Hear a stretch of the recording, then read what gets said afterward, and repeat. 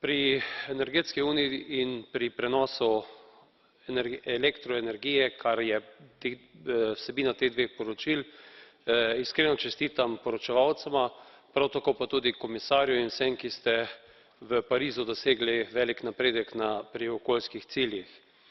Dovolite, da podprem v okviru teh dveh poročil še posebej tisto področje, ki govori o zagotovitvi dodatnih sredstev za Agencijo za sodelovanje energetskih regulatorjev ACER. Sam sem to agencijo, ki je locirana v Ljubljani, obiskal in vem, kakšne možnosti bi imeli in koristi za evropske potrošnike, če bi jim zagotovili prave pogoje za delo, kajti že z dobro regulacijo zmanjšamo lahko cene energije.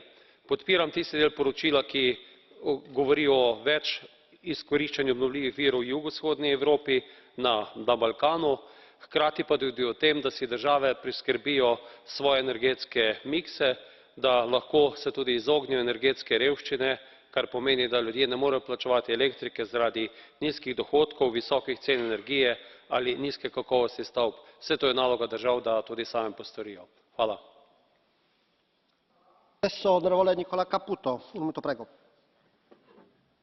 Signor Presidente, l'Unione Europea esce rafforzata dalla conclusione dello storico accordo della Conferenza di Parigi sui cambiamenti climatici.